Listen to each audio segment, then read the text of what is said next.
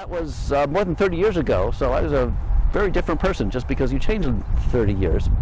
But I had a long-term interest in plant genetic resources. I did my master's thesis on diversity in hazelnuts, collecting hazelnuts in the Pacific Northwest, and I'd been on plant collecting trips, and even in parts of my career I was with herbarium taxonomists. I was really interested in economic plants and diversity in them. So I feel I was almost born for the National Plant Germplasm System.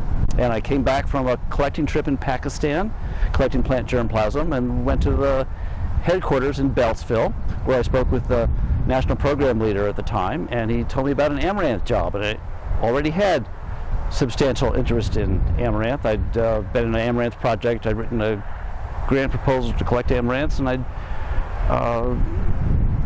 identified amaranth specimens in a herbarium. So I felt that was the job I had to go for, and I never would have come to Iowa otherwise. It was almost unimaginable that the big opportunity would be in Iowa.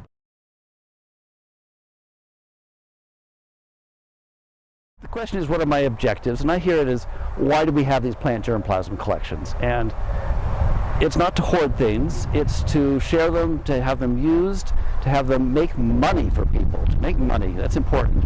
It should be something that can be justified to taxpayers so they can see how we're not only preserving very neat, cool things that would have been lost, but we're getting them out to users who can do even better things with them. And that means being an engine of the whole economy. And innovation, a center for innovation and economic growth.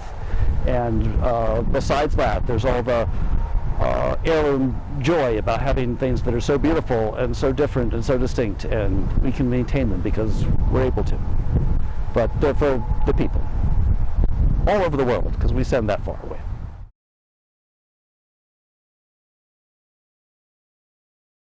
To aspiring curators, the advice I would give is that there's so much diversity. There's always another genus, another species. Don't be too tunnel vision, because there's always something a little bit different. I often get requests for somebody who, a scientist, may be looking for a certain thing. Oh, someone's interested in the very dwarf Chenopodium ficifolium, which is a cool thing. But I say, oh, also, since you're interested in that, we have some very dwarf amaranthus that look similar. Maybe you'd want those also. But there's always the next thing.